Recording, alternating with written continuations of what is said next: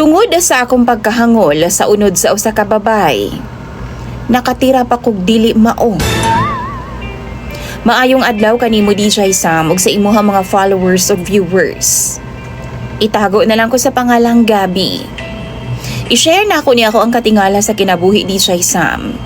Kining akong experience nga di gyud nako makalimtan.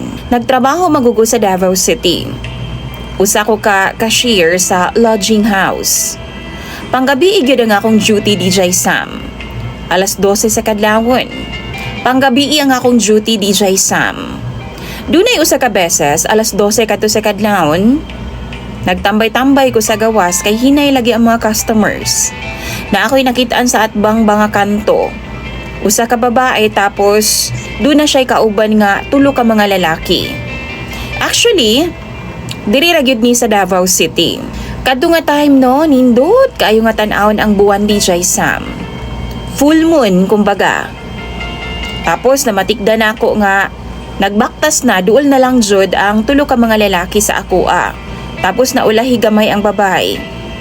Nagtuog gid ko DJ Sam nga magkauban to silang upat. Kauban sa tulo ka lalaki ang usa ka babay. Pero murag kadugayan ni distansya man o gamay. O gani laging duna po tayo pagkaadariton DJ Sam. Pag-agi sa ako ang tungod sa babay, akong giingnan og hay. Nihunong pud siya. Nitanaw siya sa akoa.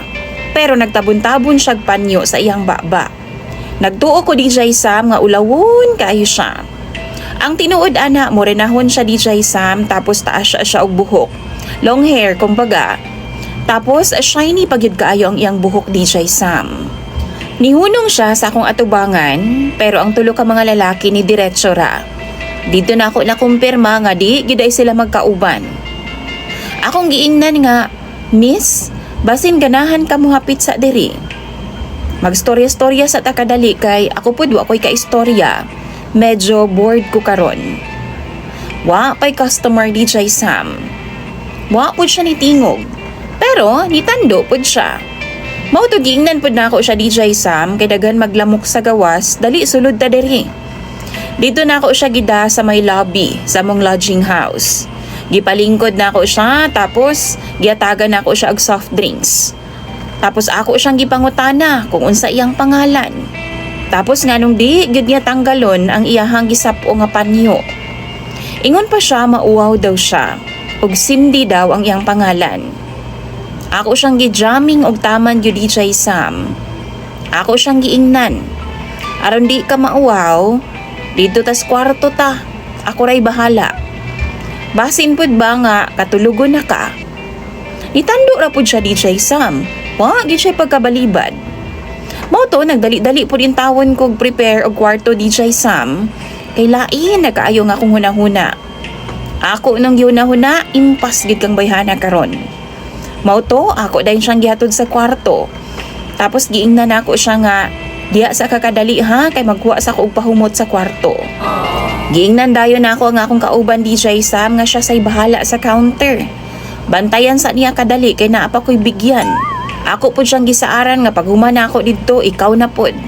Mao to tando dayon siya pinaabtik DJ Sam ang akong kauban. Giingnan pagani ko niya nga pagdali ha kay ako na puy sunod. Ibalik dayon ko sa kwarto DJ Sam. Naa dito sa kilid si Cindy, gaduko-duko.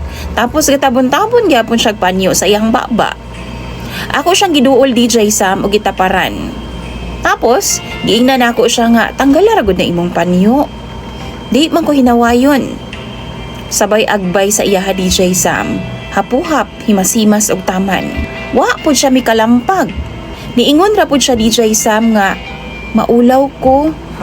Mao to ako siyang giingnan. Aron di ka mauwaw? Ako na lang palungon ang suga. Pero niingon siya DJ Sam ayaw. Pero wa gyud ko naminaw kay lain ang akong gibati. Gipang gyud ako ang suga DJ Sam. Kay akong hunahuna bigwason kung yun nigtama ning bayhana karon. Pagbalik na ako sa kama, gikap-kap na ako siyag taman. Sabay gakos DJ Sam. Pero bisan hubo na siya, napansin gihapon ako DJ Sam nga nagtabon gihapon siya og panyo sa iyang baba. Ug ang isa niya kakamot gitukod niya sa kama. Ako adayon siyang girumansa og taman DJ Sam. Gikan sa liog, paingon didto. Tapos niingon siya DJ Sam, ayaw ba? Sige siya balik-balik ana. Pero wa gid ko naminaw. Giromansa gihapon ako siya taman. Ingon pa gani siya, ayaw lagi. Pero di man pugod niya itulak. Moong padayon gihapon ko sa akong gibuhat. Hangtod na human na gid nako ang ako nga orasyon na sa iyaha DJ Sam. Nitindog dayon ko, nigawas sa kwarto, tapos gingnan ako siya nga balikon rataka. Niadto dayon ko sa counter DJ Sam, o giingnan ako nga akong kauban nga, bay, ikaw na pod. Mao to nagdali-dali po din taon ang kagwang. Giadto dayon niya sa kwarto, ang gibirahan nako nga babay. Pero taod-taod DJ Sam, nibalik siya dayon. Ingon siya nako, wa man lagi dito ang babae, bay. Mao to, niingon ko, asa naman di ay? Wa man niagi sa atubangan namo DJ Sam. Wa pod niagi sa lobby, wa pod sa counter. Kani di ay among gitrabahoan DJ Sam nga lodge. Nakalock ang likod ani DJ Sam. Kung musulod ka sa entrance, wa gid kay laing agianan pagawas. Kundi balik gid ka sa agi. Wa gid ko kakitag ni agi in town sa kong atubangan. Wa man pod mauso ang CCTV diri sa amua. Mao to gipangita namo sa matag kwarto nga abli DJ Sam. Pero wa man gid siya. Didto na nanimbaw tang akong balahibo DJ Sam ug ang ako ang tangkugo. Mura nagiinat tungod sa panghitabo. Gisultian ako tanan-tanan ang akong kauban. Kung unsa gyud ang nahitabo, perte niyang hadluka DJ Sam. Giingnan pagay ko niya, halaka. Balikan jud ka ato. Mao to DJ Sam, ako pod perti pod akong hadluka. Inig-duty gud ako magabi no, di na kumugawas sa DJ Sam.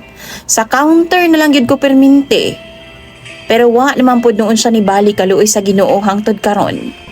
Pero ginaduaw gihapon ko DJ Sam sa kung hunahuna. Kinsa ka to siya no? Unsa